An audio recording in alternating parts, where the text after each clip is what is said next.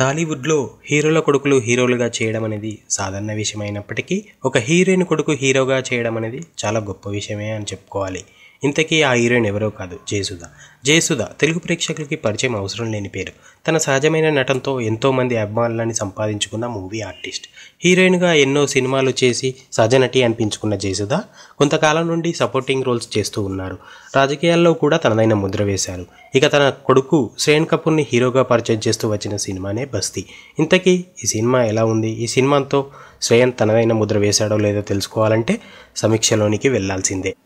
ఇక ఈ సినిమా కథ విషయానికి వస్తే, కథ ఒక పార్కులో స్టార్ట్ అవుతుంది. పొదల్లో ఒక అమ్మాయి శవం పడి ఉంటుంది. దాన్ని జాగింగ్ చేస్తున్న ఒక అమ్మాయి చూసి పోలీసులకు చెప్తుంది. కట్ చేస్తే ఆ ఊళ్ళో ఇద్దరు పెద్ద మనుషులు, భిక్షపతి, అమ్మిరాజు ఉంటారు. భిక్షపతిగా కోట శ్రీనివాసరావు, అమ్మిరాజుగా ముఖేష్ రిషి చేశారు.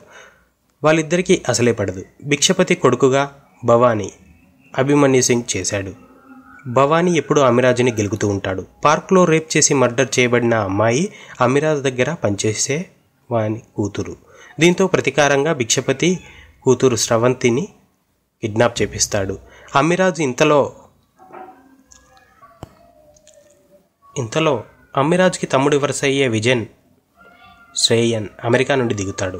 స్టోర్ రూమ్లో ఉన్న స్రవంతిని చూసి తనతో లవ్లో పడతాడు.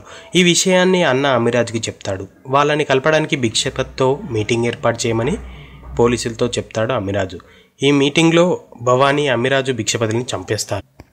ఇక అక్కడి నుండి తప్పించుకున్న విజయ్ ప్రగతిలు ఎక్కడికి వెళ్లారు, భవానీ వాళ్ళని పట్టుకోగలిగాడా, ఆ తర్వాత జరిగిన పరిణామాల సమాహారమే బస్తీ సినిమా. ఆర్టిస్టుల పర్ఫార్మెన్స్కి వస్తే, ఈ చిత్రంలో హీరోగా పరిచయమైన శ్రేయన్కు పెద్దగా నటించే అవకాశం రాలేదు. తన నటనని నిరూపించుకునే అంశాలు ఈ సినిమాలో పెద్దగా ఏమీ లేవనే చెప్పాలి. కథ ప్రకారం మాత్రమే తన క్యారెక్టర్ వెళ్లేలా డిజైన్ చేశాడు దర్శకుడు.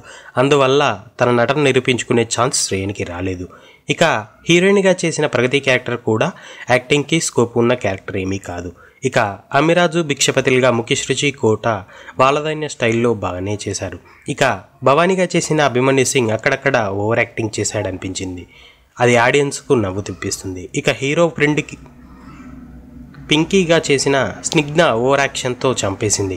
కామెడీ విషయానికి వస్తే సెకండ్ హాఫ్లో వచ్చే ఆలీ, సప్తగిళ్ళ సీన్స్ పరమ బోర్ కొట్టిస్తాయి ప్రేక్షకులకి. ఇక టెక్నీషియన్స్ విషయానికి వస్తే, ఈ సినిమాకి పెద్ద ప్లస్ పాయింట్ గుణశేఖర్ సినిమాటోగ్రఫీ అని చెప్పాలి. మొదటి నుండి చివరి సీన్ వరకు ప్రతి సీన్ని చాలా అందంగా చూపించాడు. ఇక మ్యూజిక్ విషయానికి వస్తే, ప్రవీణ్ ఇమ్మడి చేసిన 2 పాటలు బాగానే ఉన్నాయి. మిగతా పాటలు మామూలుగానే ఉన్నా బ్యాక్గ్రౌండ్ స్కోర్ మాత్రం చాలా బాగా ఇచ్చాడు. ఇక సీనియర్ ఎడిటర్ గౌతమ్ రాజు తన సత్తా మేర ఎడిటింగ్ చేయలేదని చెప్పాలి. ఇక దర్శకుడు వాసుమంతెన గురించి చెప్పాలంటే, తను ఎంచుకున్న సబ్జెక్ట్ బాగానే ఉంది, కానీ దాన్ని తీయడంలో ఫెయిల్ అయ్యాడనిపిస్తుంది. ప్రత్యర్థి కూతుర్ని కిడ్నాప్ చేసి ఇంట్లో పెట్టుకోవడం, ఆమెని తన తమ్ముడే ప్రేమించి పెళ్లి చేసుకోవాలనుకోవడం బాగానే ఉన్నా, తర్వాత వచ్చే సీన్స్లో మాత్రం ఎలా నడిపించాలో తెలియక చిరాకు తప్పించే కామెడీ సీన్స్ పెట్టి అనవసరమైన సీన్స్తో సినిమాని ముగించాడు దర్శకుడు. ఫస్ట్ హాఫ్లో ట్విస్ట్ బాగానే ఉన్నప్పటికీ సెకండ్ హాఫ్ వచ్చేసరికి ఏ సీన్ ఎందుకు వస్తుందో తెలియకుండా ఉంటుంది ప్రేక్షకులకి. బస్తే అని టైటిల్ ఎందుకు పెట్టాడో సినిమా చూసి బయటికి వచ్చే సగటు ప్రేక్షకునికి వచ్చే అనుమానం. ఇక ద ఫిలిం న్యూస్ విశ్లేషణ. ఫస్ట్ హాఫ్లో హీరోయిన్ కిడ్నాప్ అవ్వడం, ఆ ఇంటికి హీరో వచ్చి తనని ప్రేమలో పడేయడం, పెళ్లి చేసుకోవాలనుకోవడం వంటి సీన్స్తో ఇంట్రెస్టింగ్గా అనిపించింది. కొన్ని బోర్ కొట్టించే సీన్స్ ఉన్నప్పటికీ ఫస్ట్ హాఫ్ పర్వాలేదనిపించుకుంది. ఇక సెకండ్ హాఫ్ విషయానికి వస్తే, కోట, ముఖేష్ రిషి లాంటి పెద్ద విలన్స్ ఒకేసారి చావడంతో సినిమా మొత్తం హీరో హీరోయిన్స్తో బోరింగ్గా అనిపిస్తుంది. ఇక మధ్యలో వచ్చే కామెడీ సీన్స్ అయితే ప్రేక్షకులు విసుగు తెప్పిస్తాయి. ఇక క్లైమాక్స్లో అయితే శ్రేయన్ చెప్పిన డైలాగ్స్ చాలా నీరసంగా అనిపిస్తాయి. ప్రేక్షకులు కూడా అంతే నీరసంగా హాల్ నుండి బయటకు వస్తారు. ఫైనల్గా చెప్పాలంటే ఈ సినిమా ఎవరికీ నచ్చదనే చెప్పాలి.